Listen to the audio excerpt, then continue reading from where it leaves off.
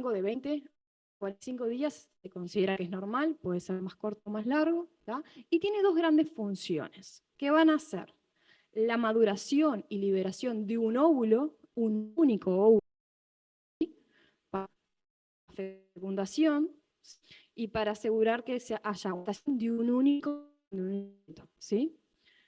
Y por otro, en la preparación del endometrio del útero, ¿sí? Exactamente para la implantación de este óvulo y para el desarrollo del feto, ¿sí?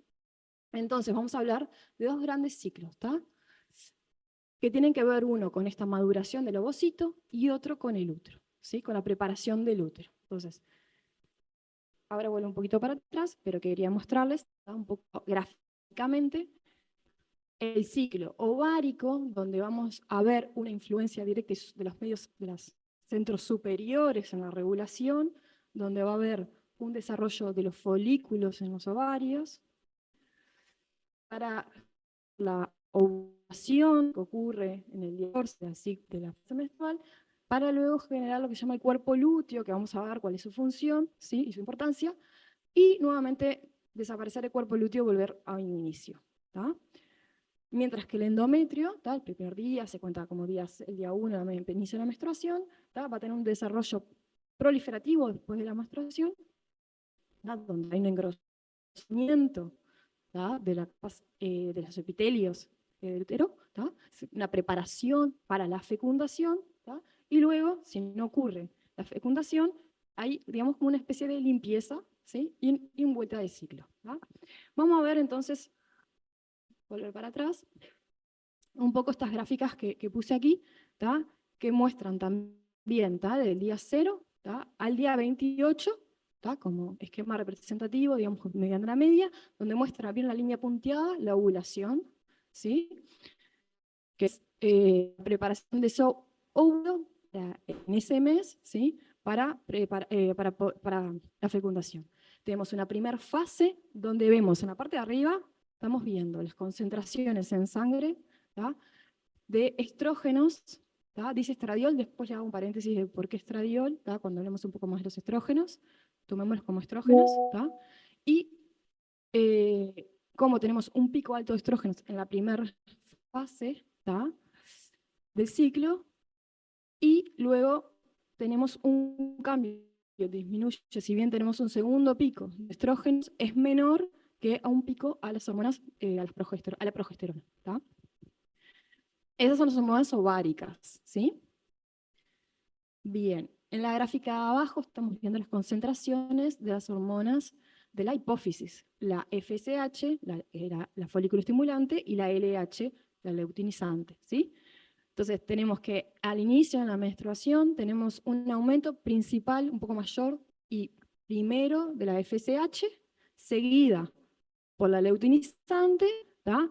Con una leve caída y un aumento, un pico de ambas, pero súper importante, de la LH previo, ¿tá? Exactamente 2 días antes de la ovulación, ¿sí?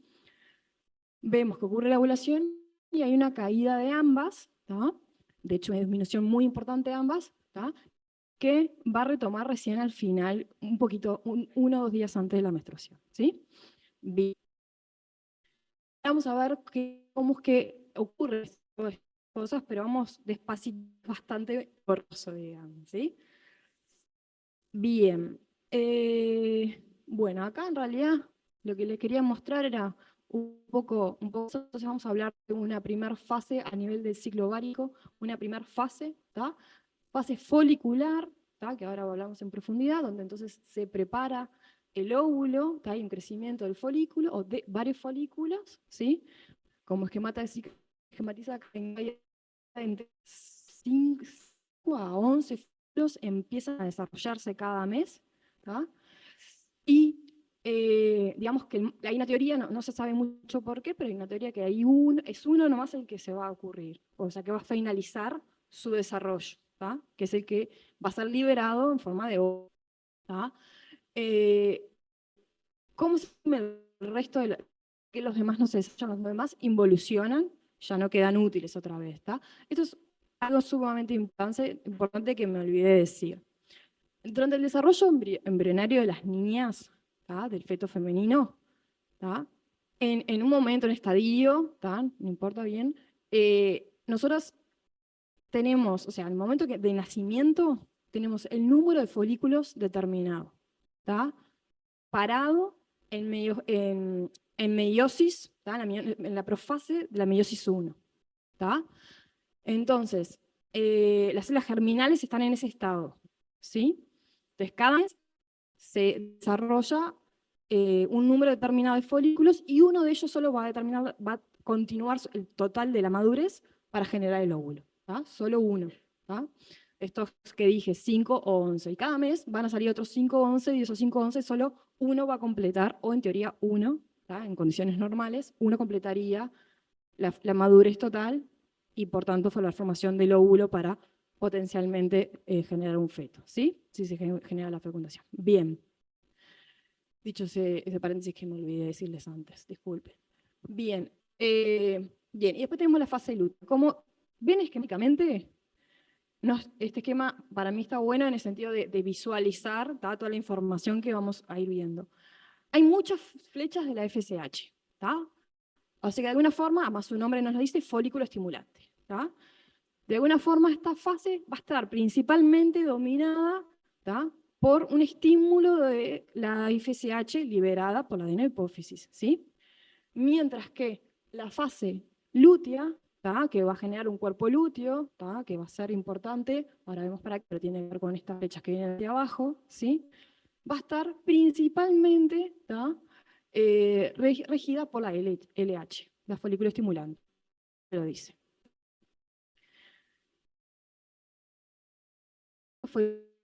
Folículos, después que adquiere cierta madurez, ¿tá? Van a liberar principalmente estrógenos, ¿tá? Que van a actuar entonces en estimular la proliferación del útero, ¿sí? Podemos saber qué quiere decir eso, ¿tá? Mientras que en esta fase, ¿tá? Se va a secretar también menos, más progesterona. ¿Recuerdan las gráficas? Aumentó, y los estrógenos estaban por arriba de la perdón, la progesterona estaba por arriba de los estrógenos, ¿tá? La gráfica esta. La gráfica azul, ¿sí? Muestra las concentraciones mayores en esa fase. La progesterona va a estar muy relacionada con esta fase secretoria, ¿tá? Vamos a ver después qué es un poco esa fase secretoria. Bien, y lo último que muestra ahí es el cuerpo albicans, ¿tá? Que es la involución de ese cuerpo lúteo si no ocurre la fecundación, ¿tá? Que después ese cuerpo albicans es reabsorbido unos meses después, no es inmediato, ¿tá? Por el propio cuerpo, ¿tá? Bien, entonces vamos a ver un poco esto de la fase folicular, la primera fase, ¿tá? Del ciclo, que empieza con la menstruación en realidad, ¿tá? Después de que ocurre la descamación en la menstruación, que vemos después que es bien, ¿tá? Empieza la fase folicular, ¿sí? Recuerdan que hay un aumento de la FSH, ¿sí? Y ese aumento que hubo previo ya durante la menstruación, ¿sí? Va a estimular entonces ese desarrollo del folículo, ¿tá? Como decía, nosotros en realidad ya cuando nacemos, ¿tá? Que estamos en la profase meiosis 1, tenemos estos folículos primarios, ¿tá? Durante el desarrollo embrionario pasamos, ¿tá? De las células germinales a este folículo que constan entonces del ovocito, ¿tá? Rodeado por una membrana pelúcida, ¿tá? Es una membrana que lo protege, y luego tenemos las células de la granulosa que están representadas en azul, ¿tá? Esa fina capa, tienen una única capa, que se cree que es la que va a alimentar el ovocito ese estadio, que lo vamos a mantener con vida, ¿tá? Cuando empieza a generar proliferativa, ¿tá? Ese folículo primario se va a un segundo. ¿Qué es lo que ocurre? Se engruesa, entonces, esa capa de células de la granulosa, ¿tá? Tenemos varias capas ahora, ¿sí? Para alimentar exactamente el embrión, ¿tá? Van a formar parte después del liberado, ¿tá? Y otra capa más externa, ¿tá? La teca se llama, ¿tá? Que va a tener, de hecho, una capa interna, otra externa. Interna digamos, nos va a interesar más a nosotros porque va a ser una capa que después va a ser secretora. ¿Tá? Bien, cuando entonces pasamos entonces ya al folículo central, ¿tá? Que es el previo al ser liberado, ¿sí? Ahí lo que vemos es que se genera una cavidad, más que nada, lo que nos interesa, cavidad amplia, es una cavidad que va llena de líquidos, ¿sí? Que exactamente va a ser los estrógenos liberados por las otras células. O sea, ¿tá? De líquidos, ¿tá? Porque atrás, ¿tá? Pero un poco para que asocien, ¿tá? Esa FSH que había estimulado este desarrollo de folículos, ¿sí? Y el folículo, gracias, ¿tá? Y el folículo entonces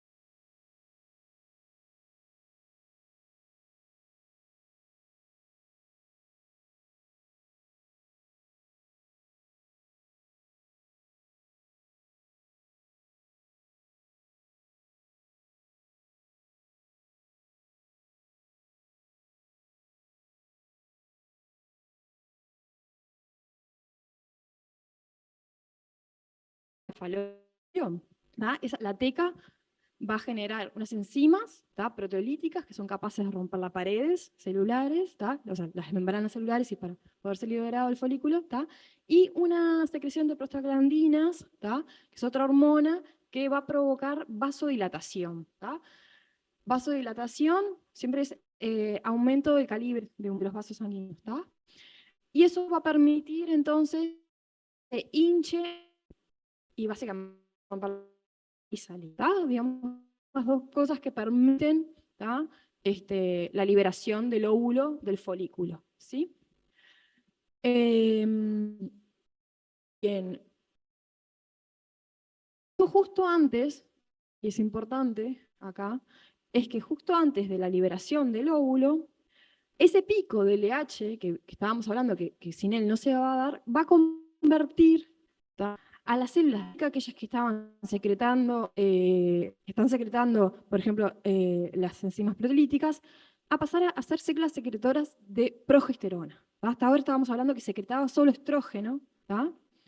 Ahora empiezan a secretar, cambia esa modalidad y empiezan a secretar progesterona, y en grandes cantidades. ¿Tá? Y es por eso que vemos una disminución de los estrógenos y un aumento de la progesterona. ¿Tá? Ahora, ese folículo, ¿tá? Lo que ocurrió es una leuteinización, se llama el proceso, no importa tanto, ¿tá? Pero empieza a ser ahora un gran sintetizador libre, ¿sí? De progesterona, además de estrógeno, principalmente progesterona. ¿Tá? Entonces, como dice ahí, el proceso de leuteinización que dice es las células granulosas, estrógenos y progesterona, ¿sí? Gracias a esa acción de la leche que acabamos de nombrar. Y también las células de la teca secretan lo que es la androstenediona, ¿tá? Y la testosterona, ¿tá? Un análogo de la testosterona, ¿sí? Que en realidad la mayor parte, casi que el 100%, es transformado, ¿tá? Una enzima aromatasa, se encarga de transformar, ¿tá? A esa testosterona en estrógenos. ¿Tá? Tienen, yo no me entré en la química de los estrógenos y la progesterona, pero son moléculas muy similares que se transforman una en otra por enzimas, por acciones enzimáticas, modificaciones simples, ¿tá? No son grandes modificaciones. Entonces, pueden ser interconvertidas bastante fácilmente. ¿Tá? De hecho, si ustedes ven, yo siempre digo los estrógenos y la progesterona. En realidad son 3 estrógenos y una progesterona. ¿Tá? Hay un estrógeno que es el que tiene es más abundante y tiene una acción más potente, ¿tá? Que es el beta-estradiol. Por eso la gráfica dice estradiol. ¿Sí? Pero es un estrógeno, uno de los 3 estrógenos que encontramos en el cuerpo. ¿Sí? Bien. Entonces, esa liberación de progesterona, ¿tá? Tiene este comportamiento, como vemos en la gráfica, un gran pico que más o menos después de 10 días, entre 7 y 10 días de la menstruación, o sea, en el día de la menstruación, ese máximo de progesterona, y luego empieza a ocurrir una involución del cuerpo lúteo. ¿Tá? Voy para atrás para que lo veamos un poquito más gráficamente. ¿Tá? Entonces ocurrió la ovulación, como muestra acá, la liberación del óvulo, ¿tá? Y el folículo se convirtió en un cuerpo lúteo. El óvulo se va a la trompa falopio, ¿tá? Esperar a ver si viene o no un espermatozoide. ¿Tá? Y el cuerpo lúteo, ¿tá? Se esquematiza siempre en amarillo porque tiene gran cantidad de grasa, exactamente porque está liberando un montón de enzimas, que son grasas. Acuérdense que los estrógenos, la progesterona, son del tipo ácidos, de la familia de las grasas. Tiene su característica externa, es eso, tiene un montón de grasas y por eso aquí ese color amarillento. Del colesterol. Sí, el colesterol es exactamente donde se van transformando, exactamente, el colesterol es el precursor, ¿tá? De los estrógenos y la progesterona. Bien, entonces, hay una hormona, ¿tá? Es el inhibidor de la lactación que se libera posovulación también. ¿Tá? Eh,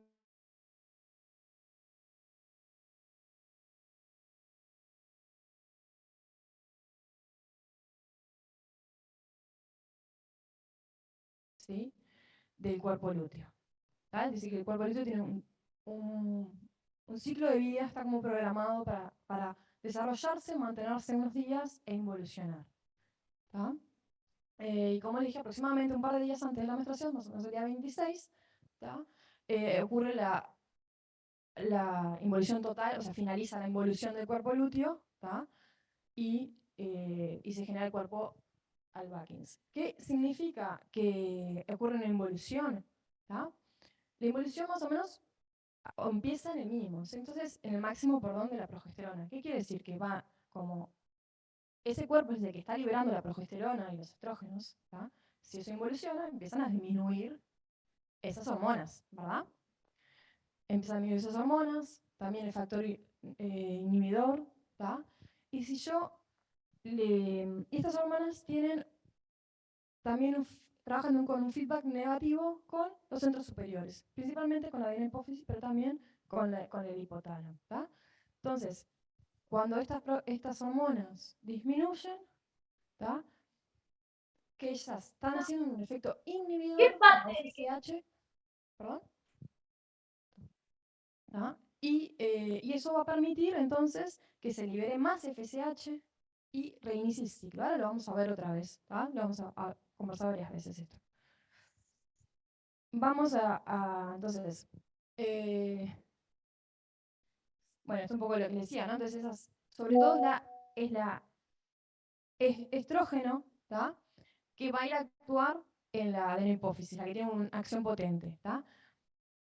La progesterona por sola no logra inhibir, ¿tá? O estimular la FSH y la adenohipófisis, pero sí, lo que sí hace es potenciar el efecto del estrógeno, o sea, el estrógeno solo actúa de un modo, junto con la progesterona, el efecto es mayor, ¿tá? Pero la progesterona sola por sí no hace nada, digamos, ¿tá? Bien. Y la hormona inhibina, eso específicamente ahora la vamos a ver bien, la regulación vamos a parar a verlo bien, ¿tá? Nuevamente. Acá está esquematizando un poco, bueno, la liberación y nuevamente el desarrollo del cuerpo lúteo, ¿tá? Bueno. Perdón, bueno, mis siglas. E es estrógeno siempre, P progesterona, células, MB, membranas. Creo que más o menos va por ahí. Pero siempre queda una E o una P sola, ¿está? No, lo que dice está bien por lo que estábamos hablando recién. Bien, vamos a ver entonces un poco cómo es el desarrollo del ciclo del útero, ¿tá? Para después ver bien cómo se regulan un ciclo con el otro, ¿tá? Y con los centros superiores. ¿Tá? Entonces, como habíamos dicho, tenemos una fase proliferativa, la primera que es preovulatoria, ¿tá? Y una fase secretoria que es posovulatoria, ¿tá? Y la menstruación, ¿sí? Predominada por estrógenos, de hecho se llama fase proliferativa o estrogénica, ¿sí? Y, y en la fase secretoria, ¿tá? Progest progestáltica. ¿Tá? Entonces, vamos a ver entonces la primera fase, que es la estrogénica, ¿tá? Porque está predominada por los estrógenos liberados por los ovarios. ¿Tá? Entonces, estamos viendo, acuérdense, cuando hablo del ciclo endometrial, estoy hablando del tapiz interno del útero. ¿Sí? Acá lo que esquematiza, ¿tá? La capa basal y la funcional. ¿Tá? Lo que es esta capa, ¿tá? Lo que está ocurriendo en sí, ¿tá? Es engrosamiento del endometrio, ¿sí? Tanto en el aumento del número de células, ¿tá? De los estromas y del epitelio, ¿tá? Como sobre todo, y muy importante, ¿tá? El engrosamiento de las glándulas endometriales, que son lo que se esquematiza en rojo aquí, ¿sí? Y el nacimiento de nuevos vasos sanguíneos. ¿Tá? El sistema circulatorio a nivel de capilar pequeños se remueve, en general en todo el cuerpo es muy plástico, digamos, y fácil de remodelar. ¿Tá? En el ciclo femenino hay una remodelación muy importante, ¿tá? De generar nuevos vasos y después lo vamos a tirar a la basura. Así cada mes. ¿Tá? Uno de los grandes cambios tiene que ver con eso, por eso la sangre. ¿Sí? Básicamente esa es la proliferación. ¿Qué es lo que está buscando esta proliferación? O sea, ¿cuál es el objetivo del endometrio? Preparar para la gestación. Exactamente. Nutrir, en realidad, preparar para la gestación para poder nutrir el feto hasta que se pueda, en las primeras fases más que nada, ¿tá? Porque luego hasta que se forme la placenta, ¿tá? Y hasta que ya después haya nutrición directa con la nutrición de la madre, una relación directa. Bien, entonces, esta fase, la fase secretoria, la segunda fase después de la ovulación, ¿tá? La progestacional, ¿tá? Por un lado tenemos esos estrógenos que todavía se están liberando en menor cantidad, que van a continuar con la proliferación, ¿tá? El engrosamiento, el crecimiento de los vasos y de las glándulas, ¿sí? Y la progesterona que va a estar, principalmente la progesterona siempre la vamos a ver, en todo caso, asociada, ¿tá? Al desarrollo de la parte secretora de algo, casi siempre, ¿tá? Si bien está, como dice, hinchación, pero el desarrollo de la secreción en sí mismo, o sea, de darle la función en sí a esas glándulas, ¿tá? Sin ese estímulo hormonal, las glándulas pueden estar, pero no van a secretar nada, ¿ok? Pasa con otras glándulas también eso, por eso digo, ¿tá? Siempre como tener presente eso, que de alguna forma los estrógenos siempre van a estar asociados al crecimiento, al desarrollo de algo, y la progesterona a darle la calidad de secreción, ¿tá? Como grandes ideas funcionales para poder acordarnos de las cosas, ¿tá? Bien, entonces, como dijimos, el endometrio lo que va a buscar es tener grandes almacenes de nutrientes, grasas, carbohidratos, ¿tá? Y generar el estado necesario, ¿tá? Para que ocurra la fecundación y para que se pueda implantar el óvulo y para que pueda desarrollarse en las primeras semanas de desarrollo fetal, ¿sí? Eso es lo que está ocurriendo en esta fase endometrial. Si no ocurre la fecundación, ocurre la menstruación, ¿sí? ¿Qué es? Como vimos, al final de la fase proliferativa hay una caída brusca de los estrógenos a la progesterona, ¿sí? En el ciclo ovárico. Esa caída que generaba esa involución del cuerpo lúteo. El cuerpo lúteo provocado por esa involución, ¿tá? O sea, el cuerpo lúteo es el que estaba generando esos estrógenos a la progesterona, ¿tá? Esos estrógenos progesterona lo que estaba era estimulando exactamente la fase secretora, ¿tá? Si eso no está, se para ese proceso, ¿tá? Y empieza una necrosis, digamos, de los tejidos, principalmente o importante, más que nada, de los vasos sanguíneos, ¿tá?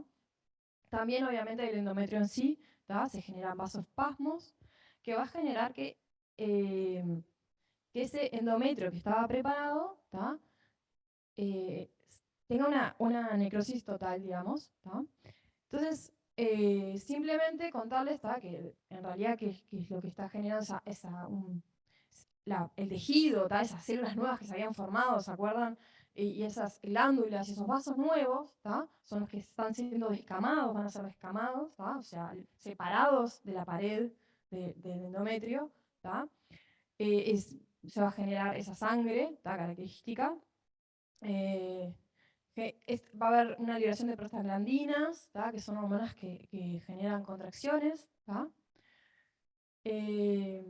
Y se van entonces a generar las contracciones uterinas que van a liberar toda esa descamación, ese contenido, ¿tá?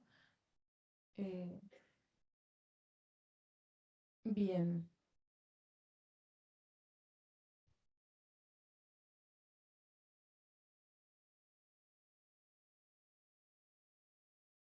¿Hasta acá vamos bien?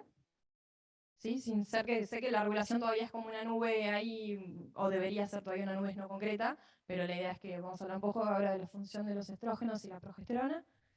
Y una vez teniendo claro un poquito más de estas hormonas, vemos ahora sí cómo se conectan los diferentes niveles del ciclo. ¿Sí? ¿Bien hasta acá? ¿Preguntas? Bien. Profe, Sí. yo no entendí mucho el para dónde va el cuerpo lúteo después de la involución. Bien, en realidad queda por ahí, digamos, en la trompa de Falopio. Simplemente se convierte en el cuerpo albaquis y en algún momento va a ser reabsorbido. No es que va a ningún lugar. Ah, ahora entendí. Gracias. Bien.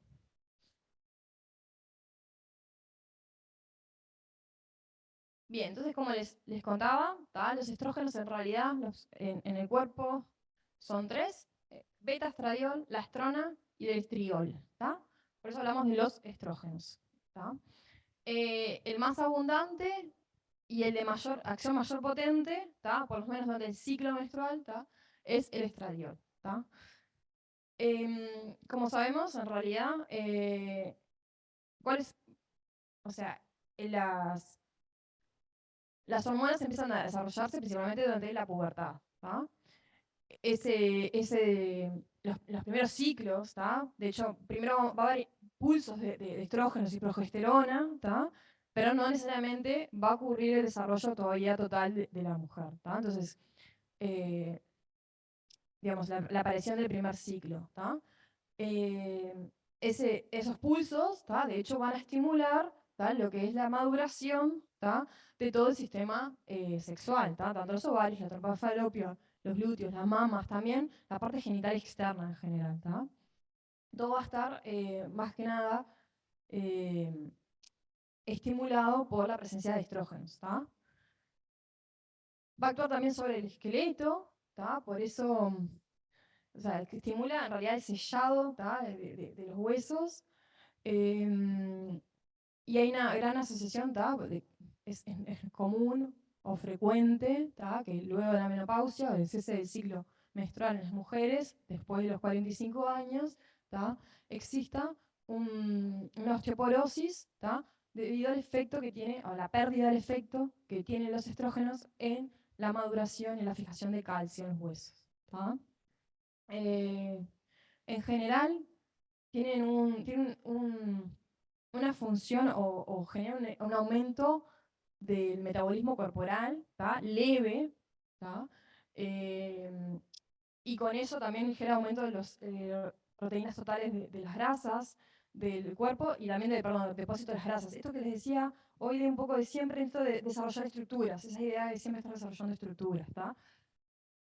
Su análogo es la testosterona en el hombre y el efecto es mucho mayor. ¿Tá? Acá es leve, ¿sí? Pero tiene ese efecto también. ¿Tá?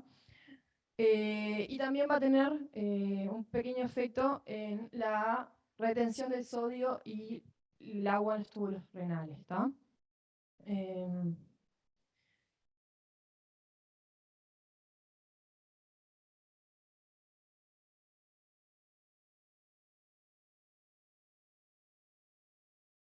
bueno, se me trancó.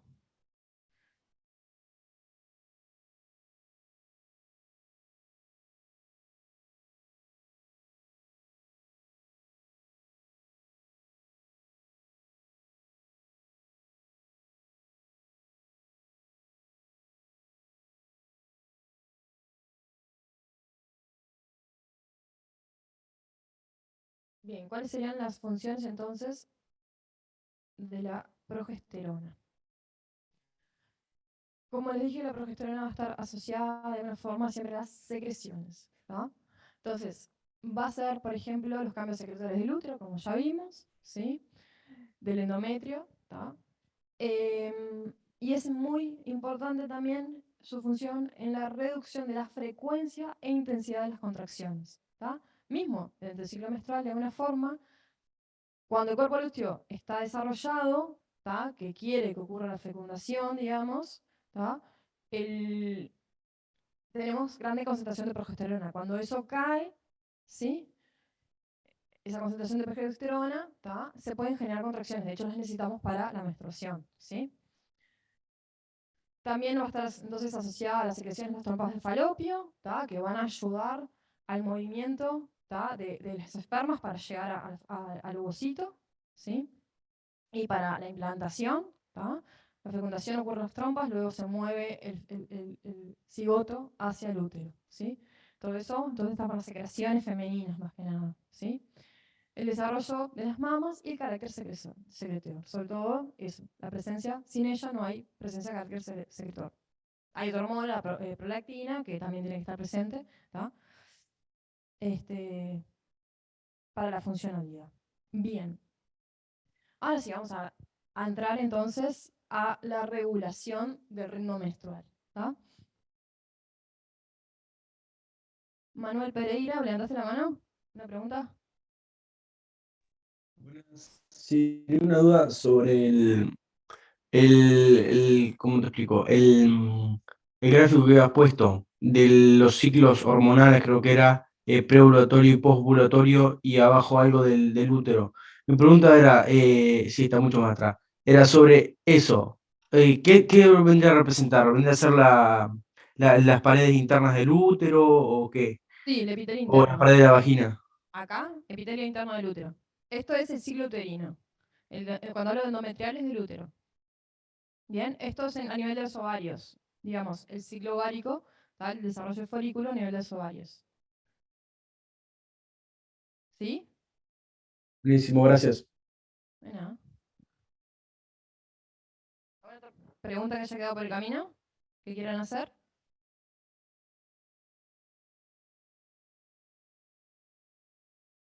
Bien, entonces vamos a ver un poco cómo los centros superiores primero, o sea, cómo el hipotálamo va a actuar sobre la adenohipófisis, ¿tá? Para liberar ese FSH, esa LH, para poder actuar sobre los ovarios, para que secreten, cuando haya que secretar en el momento correcto, ¿tá? Progesterona y los estrógenos, ¿tá? Lo que muestra la gráfica de arriba, ¿tá? Muestra un régimen pulsátil, ¿tá? Se está representando eso, ¿tá? Aumentos y disminuciones, ¿tá? Como si fuera una corriente eléctrica. De hecho, recuerden que estamos a nivel del cerebro, ¿tá? De hecho, viene por una corriente eléctrica que genera esa liberación pulsátil, ¿tá? Lo que vemos que, y abajo está mostrando, ¿tá? Las concentraciones de FSH y LH, ¿tá? Es un esquema. Entonces vemos que hay un régimen pulsátil y una alta concentración liberada de FSLH y SEA. Si vemos que hay, no es que se haya anulado, esquemáticamente está representando, si yo hago una liberación continua de GNRH, lo que vemos es que cae, que no hay liberación de FSH y LH. O sea que si tengo una liberación continua de la hormona liberadora de gonadotropinas, la GNRH, no tengo LH y FSH, solo cuando está pulsátil. Lo que esquematiza abajo, esquematizando acá en la parte de abajo, en la línea continua amarilla, la liberación de LH, como ya la conocimos, el pico preovulatorio, el piquito, la línea apuntada, el piquito de la FSH, un aumento de FSH principalmente, más que nada, como habíamos dicho, en la primera fase, donde ya la menstruación, y la caída de ambas en posovulatoria. ¿Sí? Sí. ¿Cómo no? Bien. La liberación pulsátil, aumento de la liberación de GCH, bajo, aumento, bajo, ¿sí? Pero siempre está liberando. Después una recta que me está mostrando que es una liberación continua. Y luego otra vez pulsátil. ¿Sí? O sea, pulsátil quiere decir que aumento y bajo. Aumento, o sea, libero una concentración determinada, en realidad es libero una concentración determinada y la paro. Libero y la paro, ¿está? A tiempo constante, ¿sí? Eso es lo que está mostrando. Cuando existe, eso es lo que es pulsátil. O sea, literalmente, como dice ahí, ¿está? En la primera mitad del ciclo, la fase proliferativa, preovulatoria, pongámosle 20 nombres según de lo que estemos hablando, ¿está? ¿Qué es lo que ven? Es que tenemos una frecuencia característica entre 60 y 90 minutos. O sea que cada 60 a 90 minutos hay una liberación de cierta concentración. ¿Sí? Y que solo tiene que ser, lo que muestra la parte de arriba es que si yo en vez de hacerlo pulsátil, hago una liberación continua, o sea, no es que cada 30 minutos, sino continua en el tiempo, desaparece. O sea, que no solo tiene que estar presente la GNCH para que se libere LH y FSH, sino que tiene que ser de este modo. Porque si es continuo, no hay respuesta. Hay inhibición. Lo que me está mostrando es una inhibición, que si yo tengo una liberación continua, se inhibe la liberación de FSH y LH por parte de la adenohipófisis, ¿sí? Bien. Entonces, lo que se ve, lo que se sabe actualmente, ¿tá? Es que tiene que ser pulsátil y tiene un régimen, ¿cómo lo regula? Tiene un régimen sutilmente diferente para la fase preovulatoria que para la fase posovulatoria, ¿sí? En la fase preovulatoria, donde la FSH tiene una concentración mayor liberada, la LH también seguida por la LH, y que se ocurra después un pico, se sabe que tiene una frecuencia más o menos entre 60 y 90, mientras que en la siguiente fase, tengo liberaciones de cada 200 minutos. O sea, cada 200 minutos tengo una liberación de cierta concentración. También se sabe que la concentración en sí, o sea, la amplitud de la frecuencia, que estaría representada con la amplitud de frecuencia, tiene cierto efecto, pero se desconoce cuál.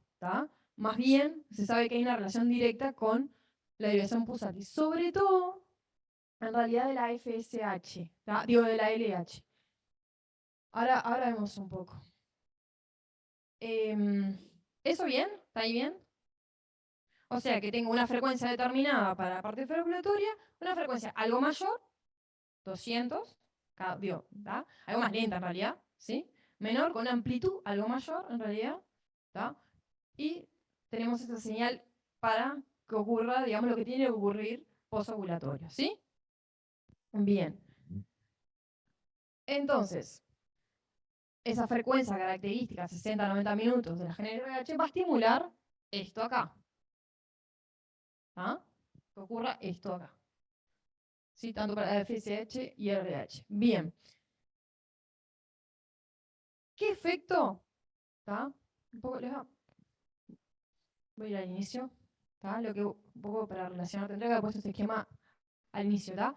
Acá lo que estaba representando es un poco cómo también los estrógenos van a ir a actuar de alguna forma a la FSH. O sea, ¿quién va a decir que se secrete menos FSH? Para que ocurra la fase posovulatoria. Bueno, ahí la tiene que encontrar. Y son las mismas hormonas ováricas que actúan a nivel de la adenohipófisis y del hipotálamo.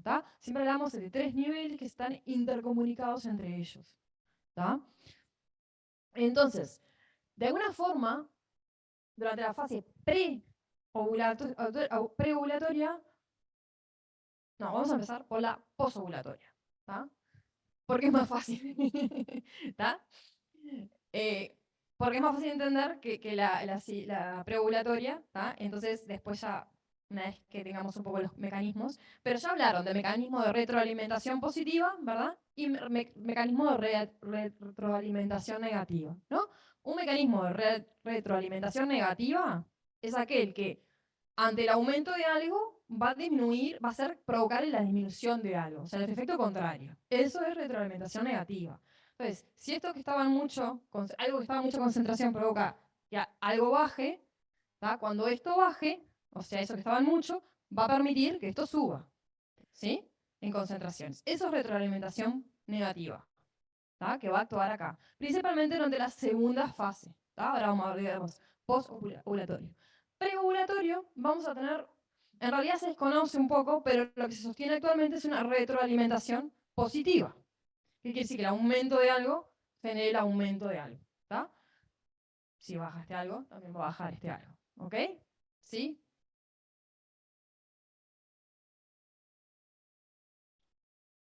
Pensemos un poquito acá. Pensemos sin ir. Tenemos acá una época que no nos dice nada. Tratemos entre nosotros pensar esto que estamos hablando, ¿está? Como le dije, es más fácil acá. ¿Qué vemos? Que hay aumento de progesterona y estrógenos y una disminución de esto. Esto es una retroalimentación negativa. Este aumento, ¿tá? Esta liberación del cuerpo lúteo, o sea, a nivel de los ovarios, ¿tá? Genera a nivel central de la adenohipófisis, ¿tá? Una inhibición, ¿tá? Una caída de las hormonas. Cuando el cuerpo lúteo empieza a involucionar, por tanto las hormonas empiezan a disminuir, se genera un aumento para poder iniciar el ciclo nuevamente. ¿Sí? ¿Lo entendieron eso? Bien, acá se nos complica un poquito más. Tenemos una retroalimentación positiva. ¿Tá? Tenemos esa FSH de la adenohipófisis, ¿tá? Y esa FSH está estimulando, ¿sí? la fase proliferativa y por tanto, indirectamente o muy directamente, está aumentando la concentración de estrógenos. ¿Sí? Esa concentración de estrógenos ahora lo que va a hacer es estimular fuertemente, ¿tá? El aumento de la LH. Una retroalimentación positiva. ¿Tá? Eso es lo que se sostiene. ¿Tá? Hay otras teorías también, pero actualmente se sostiene eso. ¿Sí? No todavía, pero van a estar. ¿Tá? Y ese pico de LH, ¿cómo paro esto? ¿No? Esta cosa positiva, algo lo tiene que parar, porque lo que tiene la retroalimentación positiva es que si algo no lo para, continúa infinitamente. ¿Tá? Generalmente el cuerpo, la homeostasis casi siempre, hay excepciones como estas, se regula por retroalimentación negativa. ¿Tá? ¿Qué es lo que lo para? Que en realidad el cuerpo lúteo se transforma. Se transforma, el folículo en un ovocito y en cuerpo lúteo. Entonces el cuerpo lúteo, ¿cuál fue la transformación? Ese pico de H generaba que empiece a sintetizar progesterona ahora, principalmente. También estrógenos. Pero entonces la relación entre estrógenos y progesterona cambió, ¿tá? Y ese pico cae. ¿Sí? Digamos, ese cambio que hay realmente en la maduración del ovocito, ¿sí? Hace que se deje de sintetizar tanto estrógeno y por tanto no se genere más LH. ¿Sí? ¿Se entiende eso? ¿Bien? Sí, se entiende, profe. Perfecto. ¿Tá? Entonces, poco lo que hice acá para redondear y por si quedó alguna duda, ¿tá? El estrógeno y la progesterona, ¿tá? Tiene una relación de la retroalimentación negativa con la folículo estimulante y la leutinizante, la hormona leutinizante, ¿tá? Entonces,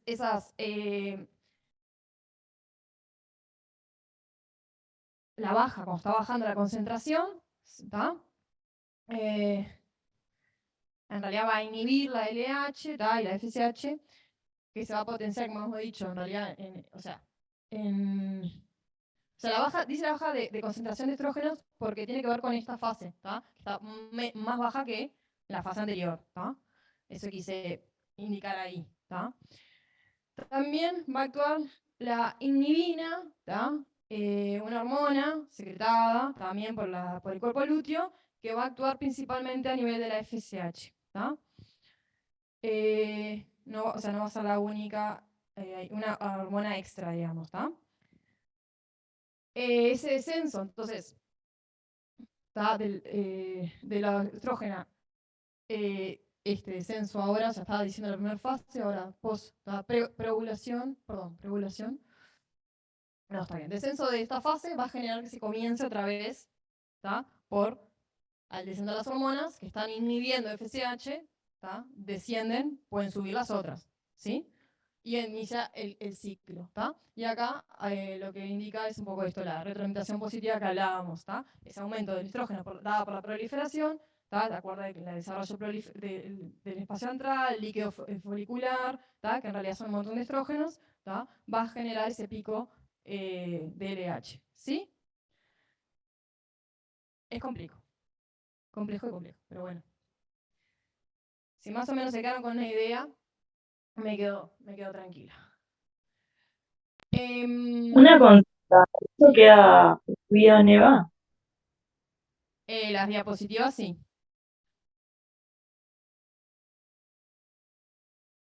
¿Qué pasa? Porque ahora estamos hablando sin fecundación. ¿Qué pasa si ese ovocito es fecundado? Ahí lo que están viendo, ¿tá? Es las concentraciones de... No son las únicas hormonas durante el embarazo, ¿tá? Pero muy importantes, ¿tá? Una hormona que es secretada por la placenta, ¿tá? Que se llama gonadotropina coriónica humana, que es aquella que se usa para el test de embarazo, ¿sí? Y los estrógenos y progesterona, que también son secretados, o sea, sintetizados, secretados por la placenta en algún momento, ¿tá? En el momento de la gestación, el desarrollo, ya el cuerpo lúteo va a dejar de existir y va a ocuparse la placenta. ¿Por qué necesitamos progesterona? Para evitar las contracciones, ¿tá? Entonces, tenemos al inicio una alta concentración, ¿tá? De la gonadotropina coriónica humana, ¿tá? Y vemos cómo van aumentando los estrógenos y la progesterona y cómo hay una inversión que también es importante, ¿tá? De la tasa entre relación de estrógenos y progesterona, ¿sí? Está mostrando las concentraciones en semanas, ¿tá? Del embarazo, a 40 semanas de embarazo humano. Entonces, la gonadotropina coriónica humana va a impedir entonces la involución, en la primera fase, la involución del cuerpo lúteo, ¿tá? Va a frenar esa involución, ¿tá? Va a generar que el endometrio siga creciendo, o sea, va a seguir estimulando esa fase secretora, ¿sí? Más o menos, ¿tá? Hasta la semana 12 del feto, ¿tá? Ese desarrollo embrionario, donde en realidad ahí el cuerpo lúteo sí va a involucionar y esos estrógenos y progesterona van a ser sintetizados por la placenta, ¿tá? O sea, cambian quién los sintetiza, ¿sí? El estrógeno, como dije, va a estar siempre, recuerden, aumento de desarrollo de cosas, ¿tá? Aumento de tamaño del útero, las mamas, los genitales externos, relajación de los ligamentos pélvicos, o sea, la preparación del cuerpo, ¿tá? Para poder realizar la gestación y el parto, ¿tá? De hecho, si miramos la gráfica, ay, perdón, al final del embarazo los estrógenos suben un montón, ¿sí? ¿Para qué? Para prepararse para el parto, ¿sí? Y la progesterona se encarga de que no haya o minimizar las contracciones uterinas, ¿tá?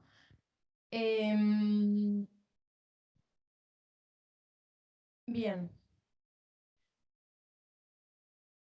Para que ocurra el parto, o sea, tiene que haber otro cambio hormonal importante, y ahí es que va a cambiar el cociente entre ellos, la relación de concentración estrógeno-progesterona, ¿tá? Yo disminuyo la progesterona, tengo contracciones, ¿tá? Más la liberación de otras hormonas, un montón de cosas, no es nada sencillo, ¿tá? Pero es un complejo, es un estado fisiológico sumamente complejo, ¿tá? Pero para tener un poco esta idea hormonal de cómo los cambios de hormonas van cambiando las diferentes necesidades fisiológicas, ¿tá? Entonces, esa relación de estrógenos aumentan, la progesterona deja de inhibir, ¿tá? Las contracciones, digamos, más la oxitocina, ahora sí liberada por la neurohipófisis medeladeno, ¿tá? Va a generar que se empieza a generar el parto. Bien, ¿qué diferencia al sexo biológico femenino del masculino? ¿Qué me dicen?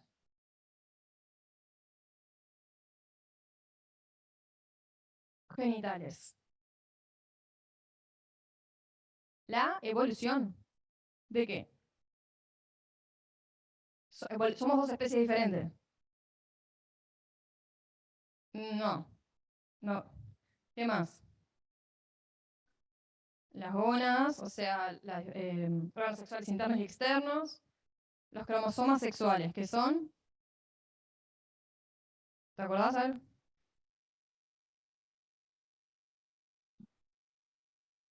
Bien, ¿eso determina el sexo? Bien. ¿Se les digo que no? ¿Qué hay en X, Y o XX que se diferencia? La presencia de un cromosoma Y, ¿no? De un par cromosómico distinto, con una pata menos, con un brazo, una cromátida hermana menos. Tiene que haber algo ahí. O en XX o en XY tiene que haber algo que diga que tenés que ser hombre o mujer, ¿no? O sea, un gen o un grupo de genes, ¿no?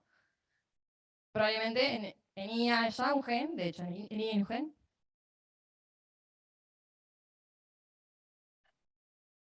Hay un gen que va a estar relacionado con las concentraciones de testosterona. Bien, se los voy a presentar, si no lo habían escuchado todavía, el gen SRI, ¿tá? O factor determinante testicular o proteína SRI es lo que va a sintetizar. Ese gen, ¿tá? Se va a expresar más o menos en la séptima semana del desarrollo, ¿tá? Y va a provocar la diferenciación de las células gonadales, ¿tá? Va a hacer que se provoquen a desarrollar, perdón, en secretoras de testosterona, ya en desarrollo fetal. ¿Sí? Sin ese gen, si hubo una translocación, una mutación o lo que sea, durante la meiosis, obviamente, ¿sí? O sea, yo puedo ser XY, y si ese gen no es funcional, voy a ser de un fenotipo femenino. ¿Tá? Si tengo ese gen, voy a ser un fenotipo masculino. Si yo soy XX y por casualidad, por alguna translocación o mutación, tengo un gen SRI, ¿tá? Soy de genotipo XY por un fenotipo masculino. ¿Tá? O sea que es la presencia de ese gen que sí se localiza en el centro, ¿tá? Del geni, ¿sí? Del cromosoma Y, perdón, ¿tá? El que va a determinar si algo tiene un fenotipo masculino o femenino. ¿Tá? O sea, si va a tener desarrollo de gónadas femeninas o masculinas ¿tá? Y de hecho lo interesante de ver es que sin ese gen, los seres humanos somos del fenotipo femenino. Por defecto, o sea, si no hay expresión de ese gen, somos mujeres, por decirlo socialmente hablando, ¿tá? Somos del fenotipo femenino, ¿sí? Va a ser la presencia de ese gen que va a ser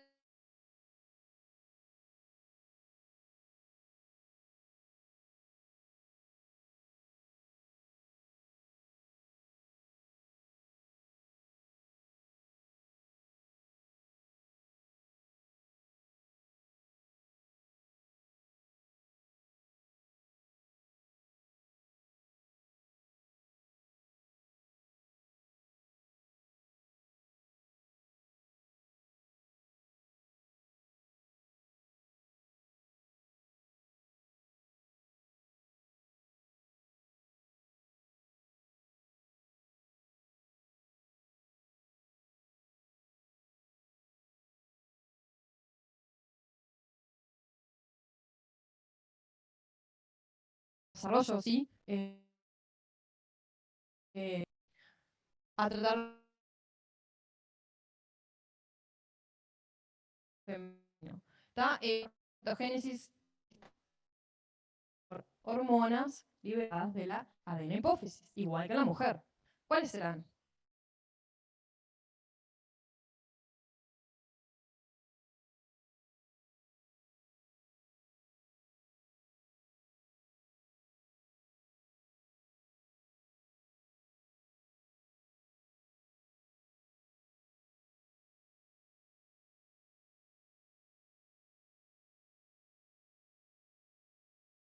Un corte, ¿tá? De los túbulos seminíferos, está mostrando el costadito del túbulo, ¿tá?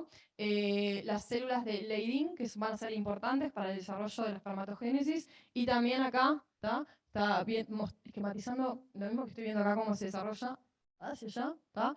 Digamos, como una espermatogonia, que va a ser el primer estadio, ¿tá? De desarrollo de espermatogénesis.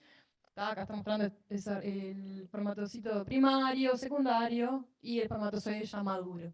Lo interesante es que la madurez en realidad finaliza luego la eyaculación en el útero femenino, ¿tá? Que con la acción de ciertas enzimas que hay en el útero genera que el espermatozoide ahora tenga movilidad. Es lo que se llama capacitación del espermatozoide. ¿Tá? Ocurre en el útero femenino. ¿Sí? Bien, en realidad, solo al nacimiento, la pubertad, al nacimiento tenemos las células, obviamente, germinales primordiales, las espermatogonias, que van a ser los puntos de partida, para luego de la pubertad empiecen a separarse las cromatías hermanas. Ahí a nivel de espermatozoides secundarios se va a iniciar la segunda meiosis y se van a separar las cromátidas. Los cromosomas, perdón, primero cromátidas hermanas en la meiosis 2. ¿Sí? A modo medio rápido. Más o menos todo ese proceso demora 21 días. Los espermatozoides pueden ser almacenados también, mismo en los tubérculos seminales, más o menos aproximadamente un mes pueden ser almacenados. ¿Sí? O sea, después de eso se generan, pero se están formando continuamente millones de espermatozoides. Bien, entonces, ¿cuáles son estas hormonas importantes para el desarrollo de esa cantidad excesiva de espermatozoides? La testosterona, como les dije, van a estar liberadas por las células de Leydig. Las muestro nuevamente. Ay, perdón. Las células de Leydig, que están acá al costado de los túbulos. Acá no se representan, acá están las Sertoli, que también van a ser importantes. Las vuelvo a resaltar. Va a estar, obviamente, entonces la testosterona relacionada con el crecimiento, ¿sí? Y la división de las células germinales, sobre todo en varias fases en realidad. Ahora vamos a ver cómo es el ciclo de testosterona a lo largo de la vida del hombre. La LH, como dijimos, que va a estimular la liberación de la testosterona, la FSH también. Estimula a las células Sertoli, que van a ser importantes para la última fase de desarrollo, para la madurez del espermatogenio. Los estrógenos, también por las células de Sertoli, van a estimular la FSH, ¿sí? Y la hormona de crecimiento, que va a promover la división temprana, más que nada. O sea, a diferentes niveles van a estar actuando, pero me parece interesante ver cómo están involucradas las mismas hormonas, ¿sí? Bien, acá un poco ver, más o menos, acá está mostrando en rojo la testosterona plasmática a lo largo de la vida del hombre, cómo tenemos en el feto. ¿Qué les parece que será esto? La diferenciación.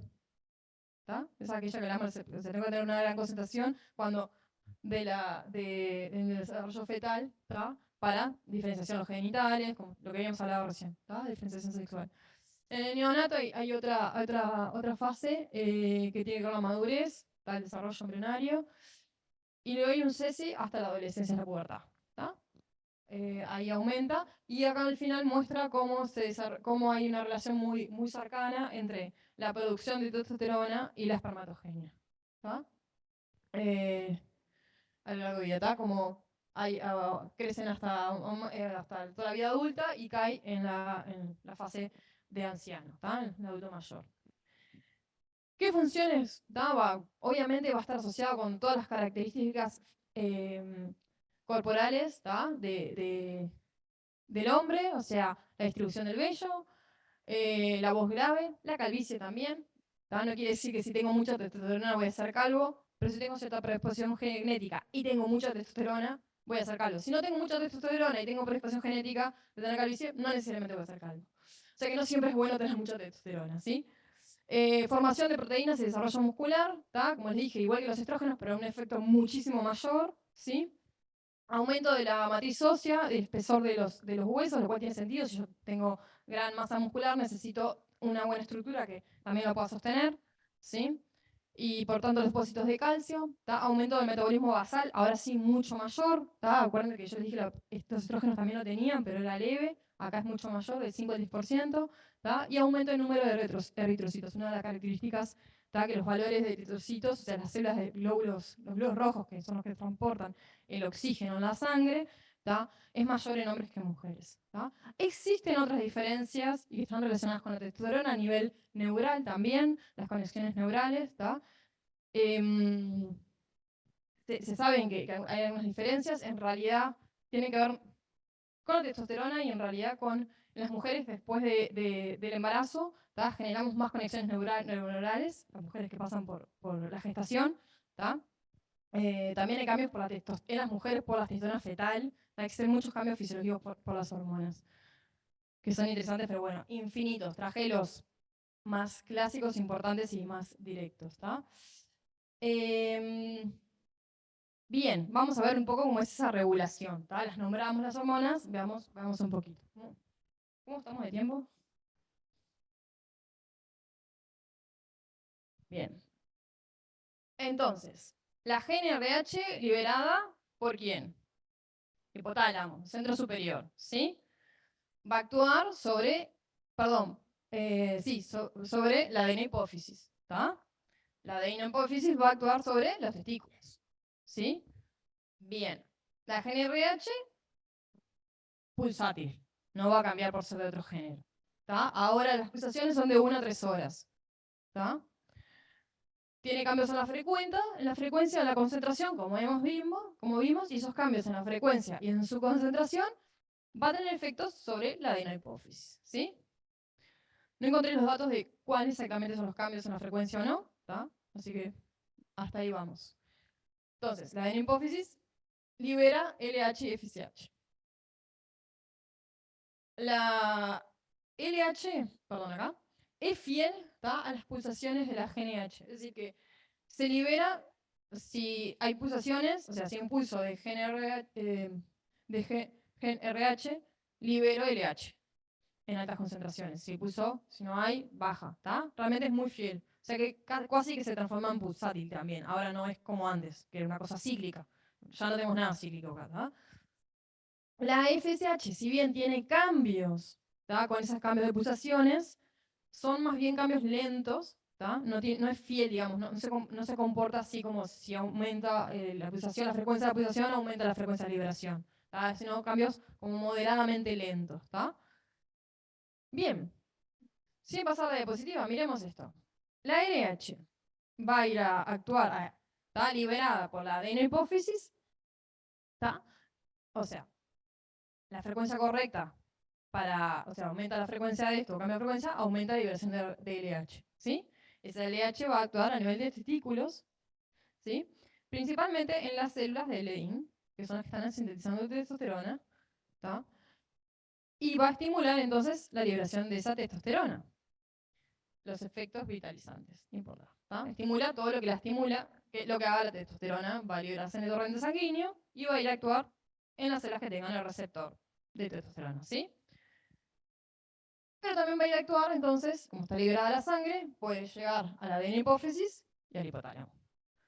Si yo tengo grandes concentraciones de testosterona liberadas en sangre, ¿tá?, esas altas concentraciones van a tener un efecto de retroalimentación negativa y va a inhibir la adenohipófisis para disminuir la concentración de LH y disminuir la liberación de testosterona. Y ya tengo un montón.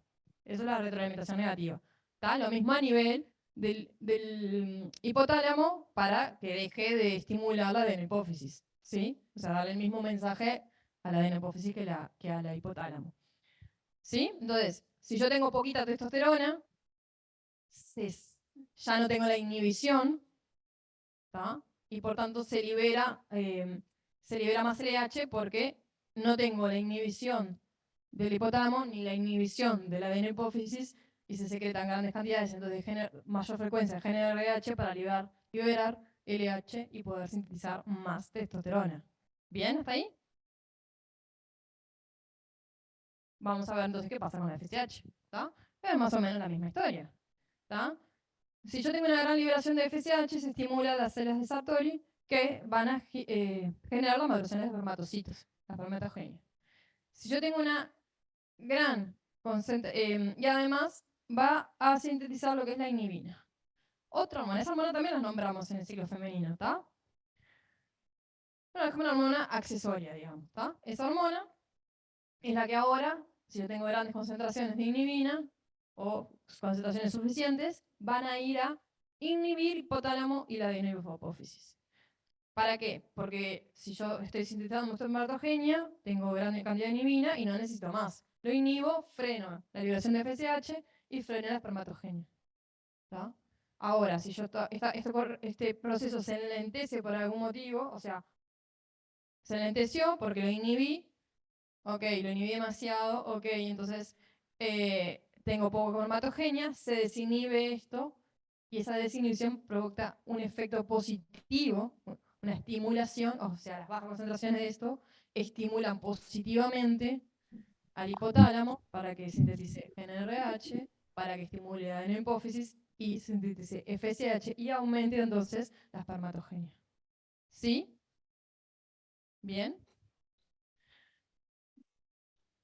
Bien, un poco lo que dice ahí es eso, ¿tá? Los controles de la secreción de testosterona son por retroalimentación negativa, ¿tá? La hormona inhibina del control de la espermatogenia también es por retroalimentación negativa. Y eso es lo que les quería contar hoy. Bien, consultas, preguntas, dudas, cosas que quieran volver a ver. No te escucho, perdón. Células Diana. En cualquier sistema acción hormonal, ¿tá? Vos tenés una célula secretora y tenés que tener una célula que va a ser la que responda. ¿Tá? Esa célula que responde tiene que tener un receptor. ¿Tá? Es decir, las células blanco o células Diana. En términos nombres generales se llama. ¿Tá? Bien.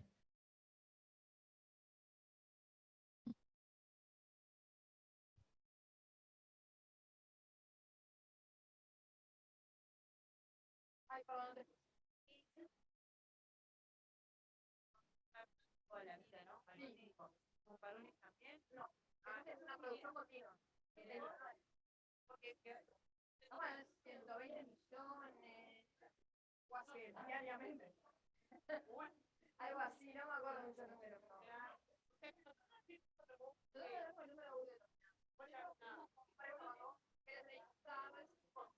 De los folículos viables, que puede hacer conteo, que es una ecografía específica donde toma el trabajo de contar los folículos que todavía, porque nosotros tenemos todos los folículos y en cada ciclo en realidad maduran de 5 a 10 más o menos. Claro. Perdemos, y en realidad también la maduración los humanos perdemos. Y así, o sea, poner ese estadio en folículo primario, digamos, de todos los folículos, igual, los 8 años. Se va liberando, se va liberando de a poquito. Lentamente. Gracias. Llegamos a la menopausia, a 7 edad, la menopausia en promedio hasta los 45, pero sí, ahí lo que tiene que ver es que para que se van disminuyendo el número de folículos viales, y para que no se sabe mucho cómo, pero para que funcione tiene que haber un número determinado. Una vez que pasamos a cierto número, estamos hablando de 500.000, es un montón, ¿verdad? Ya no